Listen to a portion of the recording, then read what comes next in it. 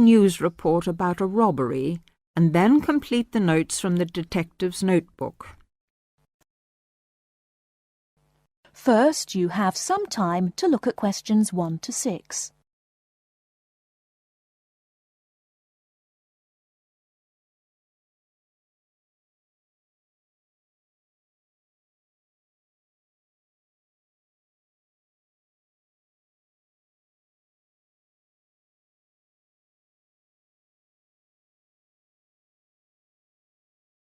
Now we shall begin.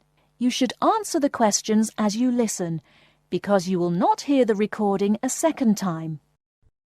Listen carefully and answer questions 1 to 6.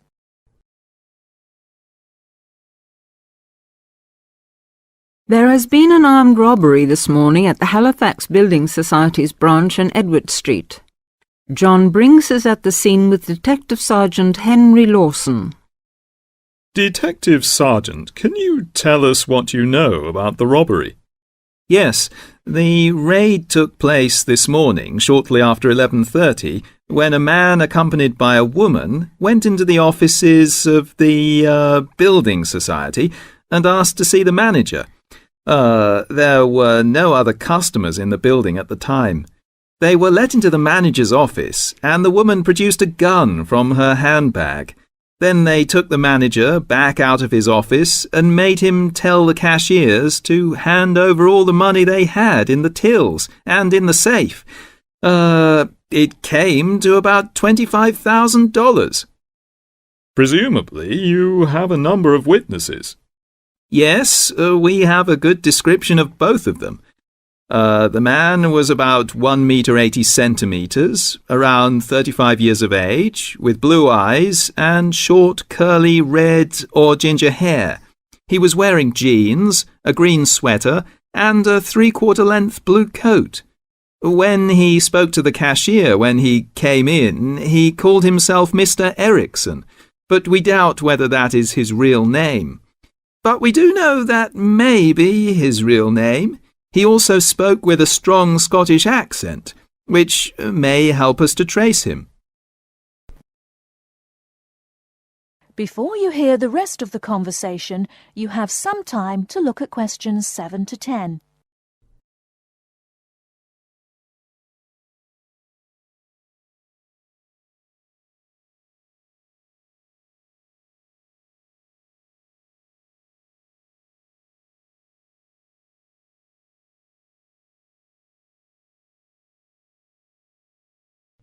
Now listen and answer questions 7 to 10.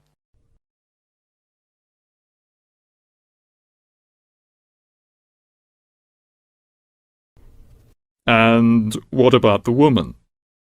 Now, she is in her early 20s, slim and quite tall, about 1 meter 70 centimeters. She was wearing a long white raincoat, which was quite loose-fitting, and which she didn't take off. She had a beige handbag, which they used to hide the gun in. She's got straight, shoulder-length blonde hair, blue eyes, and like the man, has a noticeable accent. Do you have any other information? Yes, the car they used was seen by 2 or 3 people. It's a blue or dark blue Ford Escort, and we have the registration number. And it's G595ERI. I'll say that again. It's G595ERI. Now, the car was stolen from Bishopstone just over a week ago, so if anyone has seen it in the last week, we would like to hear from them. We also know that the car's front left headlight was broken when it was stolen, and is still broken, we think. So, you would like information from the public about the car? Yes, and the people. We're appealing to anyone who thinks they may recognise the 2 robbers or know anything about the car.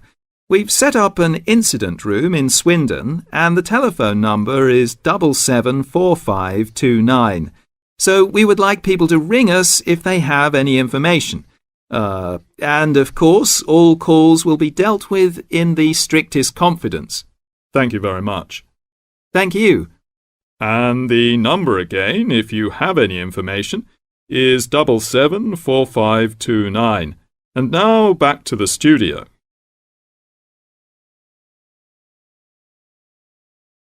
That is the end of part 1. You now have half a minute to check your answers.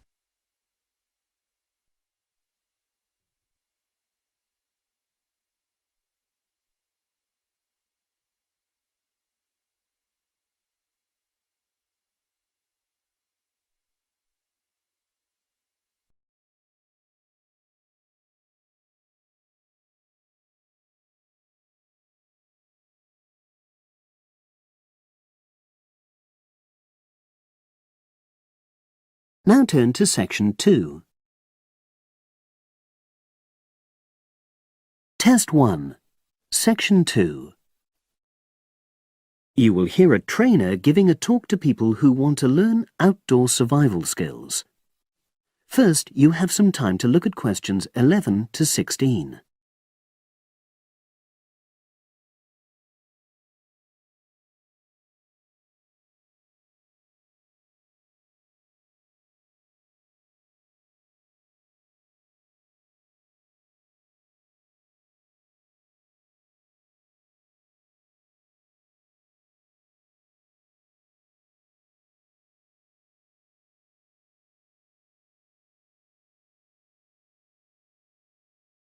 Now listen and answer questions 11 to 16. Good morning, everyone, and welcome to our outdoor survival program. As you know, this week you'll be learning some of the basic information and skills you need to look after yourself independently in the outdoors.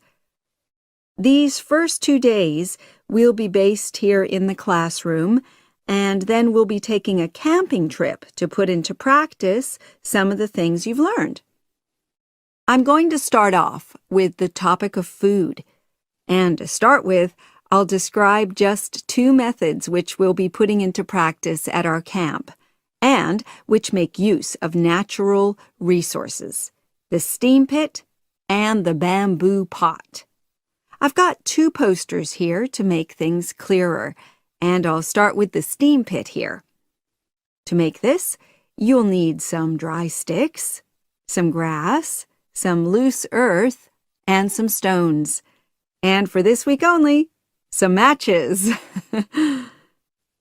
The first thing you do is to dig a shallow pit in the place you've chosen to do your cooking. Let's say about 25 centimeters deep and 30 centimeters wide. Your sticks have to be a bit wider than the pit because you have to put a line of them along the top from one end of the pit to the other. Before setting light to these, you take some large stones and arrange them on top. Then you start the fire and wait till the wooden platform burns through and the stones fall into the pit. At this point, brush away any pieces of hot ash from the stones. You can use a handful of grass and then take another stick and push it down into the center of the pit, between the stones. After that, you cover the whole pit with a thick layer of grass. And then you can put your food on it, wrapped in more pieces of grass, like parcels. Finally, cover the whole thing with earth. You have to pat it firmly to seal the pit. Then all you have to do is take the stick out and pour a bit of water into the opening that it leaves. It should take about 4 hours for your food to cook, as it cooks slowly in the steam that's created inside the pit. Now you have some time to look at questions 17 to 20.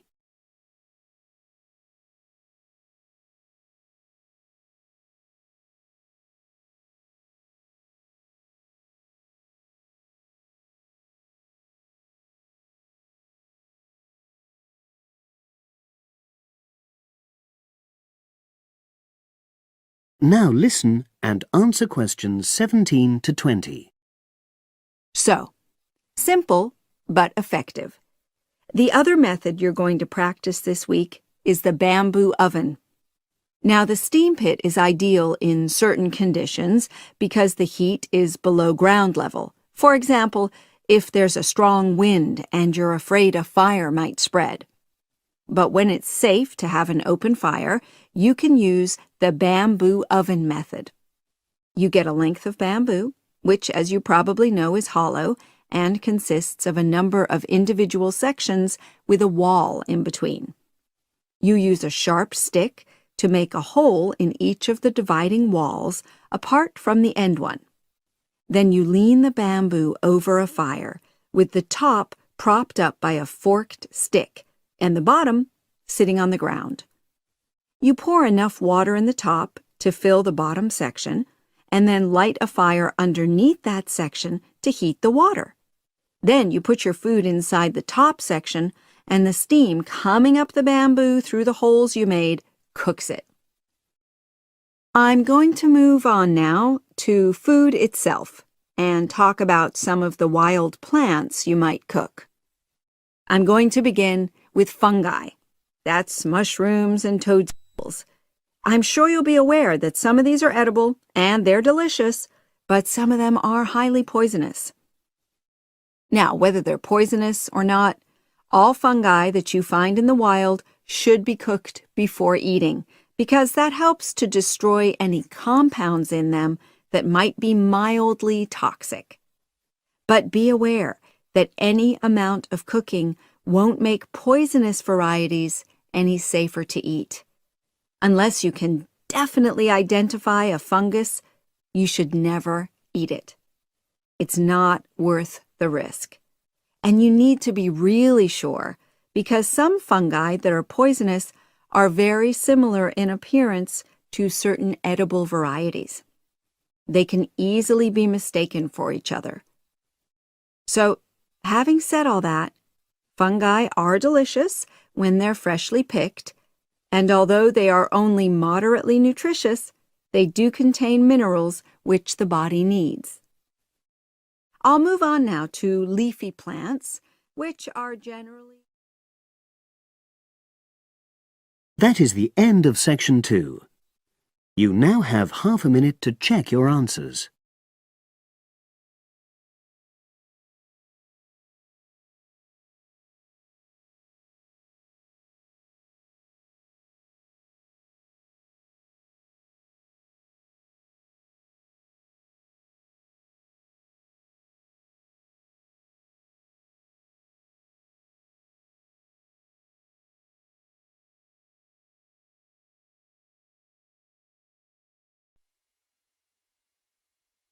Now turns to part 3.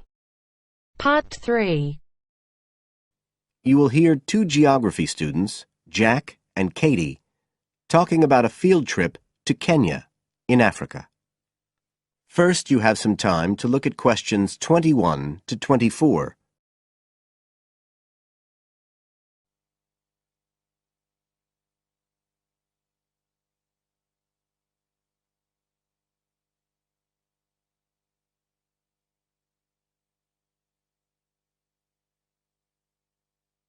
Now listen carefully and answer questions 21 to 24.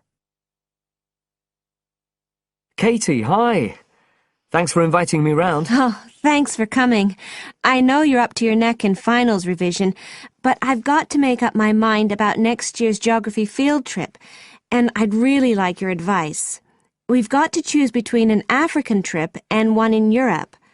They've told us a bit about both trips in the lecture, but I really can't make up my mind, and I know you did the African one last year. That's right. So, where exactly did you go? I mean, I know it was in Kenya, in East Africa. Yes. Well, we were right up in the northwest of the country. It was beautiful. We stayed in a place called the Marich Pass Field Studies Centre. Right. Dr. Rose said the accommodation was traditional African-style cottages. He had a special name for them. Bandas. Yes, they're fine. You have to share, 2 or 3 people together. They're pretty basic, but you have a mosquito net. They don't provide spray, though, so remember to take plenty with you. You'll need it. And there's no electricity in the field centre. You'll have hurricane lamps instead. They give a good light. It's no problem. What about places to study? Dr. Rose said there was a library? Yes, but it's quite small. There's a lecture room as well, but Most of us worked out in the open air. There are plenty of places outside, and it's so beautiful. You're right in the middle of the forest clearing. I gather it's a relatively unmodernized area. Definitely. They actually set up the centre there because it's on the boundaries of two distinct ecological zones. The mountains, where the people are mainly agriculturalists, and the semi-arid plains lower down, where they're semi-nomadic pastoralists. Before you hear the rest of the conversation, you have some time to look at questions 25 to 30.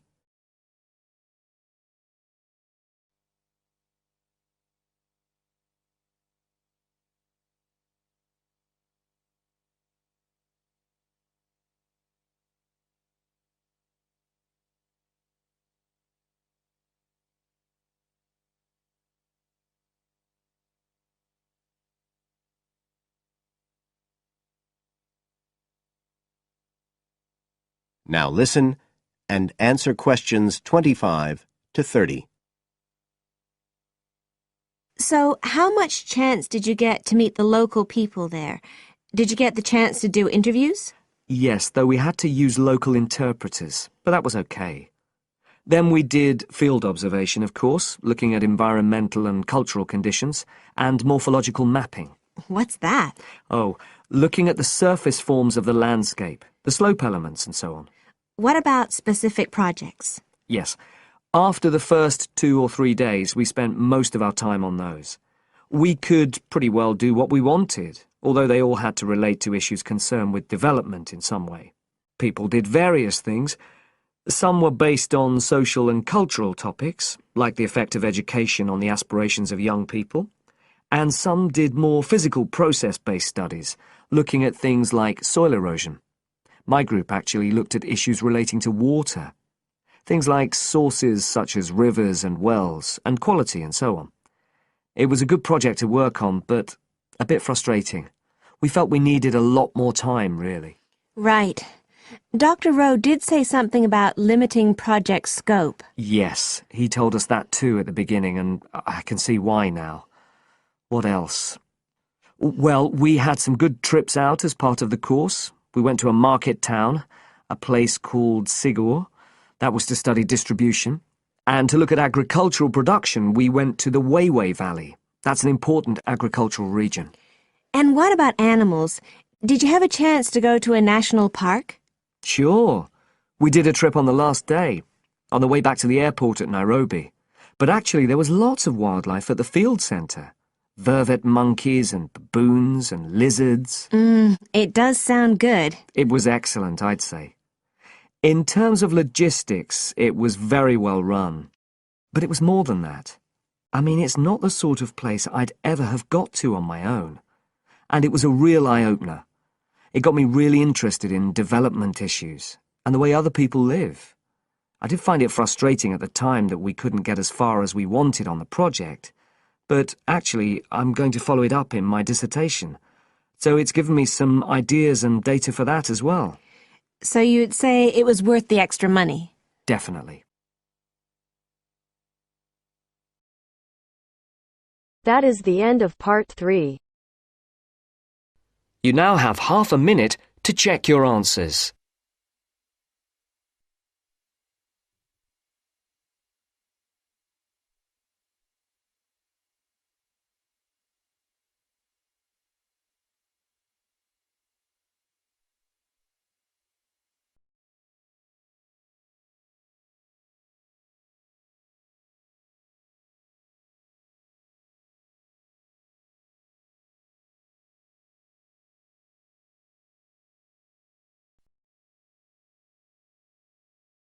Now turns to part 4. Part 4. You'll hear a teacher talking about several British art galleries. First, you have some time to look at questions 31 to 33.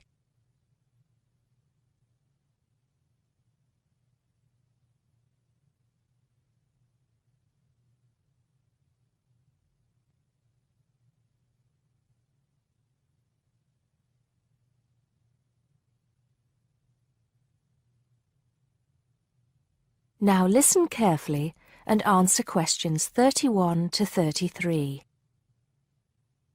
Good afternoon. Welcome to the first class of V100 Art and History. The objectives of the course, as you will have seen if you've taken a look at the syllabus, include familiarizing yourselves with the vocabulary and language of art, learning about the basic elements of art and design, and finally, discussing historical periods as they pertain to art. The course will also give you the opportunity to visit some of the many galleries and museums that Britain has to offer. So, having said that, I'd like to spend the rest of today's class talking about 4 of the more important galleries that we will be visiting in the coming year. As most of you already know, or at least I hope most of you know, there are 4 Tate galleries in all. To begin, I'd like to tell you a little bit about the Tate Modern. Tate Modern is located in a very busy part of London called the South Bank. It's close to 2 world-renowned tourist attractions, St. Paul's Cathedral and Shakespeare's Globe Theatre. Now, interestingly enough, Tate Modern is housed in what was a power station, built in several stages between 1947 and 1963. It was closed down in 1981 and reopened as a gallery in the year 2000. Tate Modern consists of 5 levels, with the Tate collection being shown on the 3rd and 5th levels.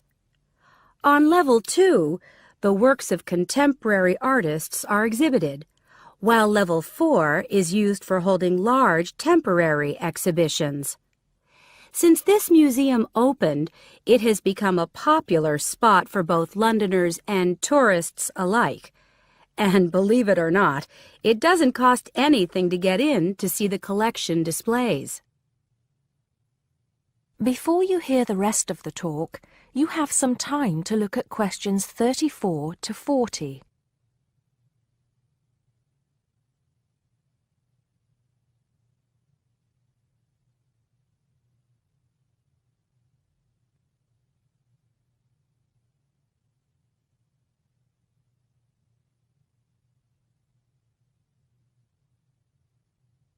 Now listen and answer questions 34 to 40. Now, the second gallery I'd like to talk about is Tate St. Ives, which is in Cornwall. It was built on the site of a gasworks, and it overlooks Porthmeor Beach. Tate St. Ives is housed in a 3-story building that was designed by the architects Evans and Shalliff. It was established in 1993, 7 years before Tate Modern was opened, and the gallery exhibits the works of modern British artists, including members of the St. Ives School, a group of artists living and working in the area from the 30s onwards. In later lectures, we'll be looking at the work of some of the artists who belong to that group and the ways in which they influenced each other. Okay, am I going too fast for any of you? No? Good. Next, I want to talk about Tate Britain, which is a gorgeous gallery situated right in the heart of Westminster. Tate Britain was the first of the 4 Tate galleries to open, and it was established in 1897. It was built on the site of an old prison, and when it first opened its doors, it was called the National Gallery of British Art. Later, it became known as the Tate Gallery, after the man who founded it, Sir Henry Tate. During its lifetime, Tate Britain has been damaged twice, once by floodwaters from the River Thames, and once by bombings during World War II. This gallery has an interesting range of exhibitions of historic and modern art from 1500 up to the present day. Now, the last gallery I'd like to tell you about is called Tate Liverpool. It's not hard to figure out where this gallery is located, is it?